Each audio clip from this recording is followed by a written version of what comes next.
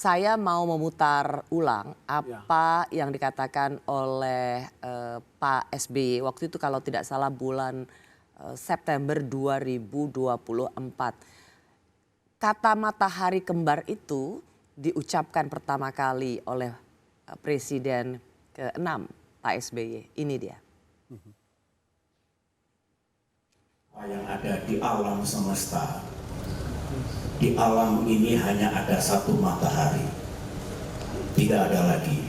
Akan kacau dalam sebuah negara, dalam sebuah entity termasuk partai politik kalau mataharinya banyak. Bisa dibayangkan. Makin panas karena matahari satu sudah panas, kalau ada dua, ada tiga bagaimana?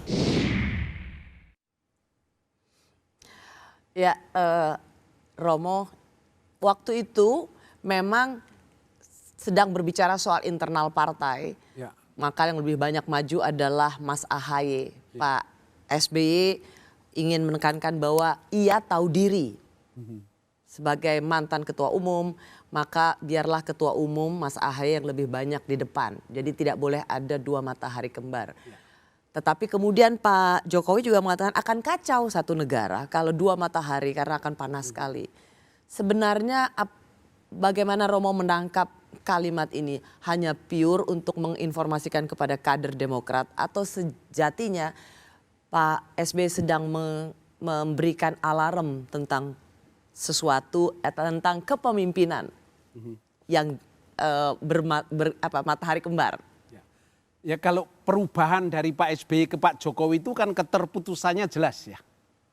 Lalu transisinya jelas bahwa ada politik yang berbeda.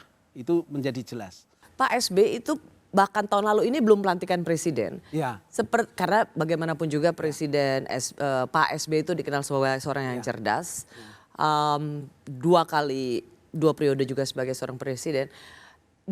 Ini sebuah analogi yang menurut dia juga ya pasti memiliki sense sesuatu ketika ia mengucapkan ini. Ya. Dan itulah apakah itu juga yang sebenarnya sedang terjadi saat ini?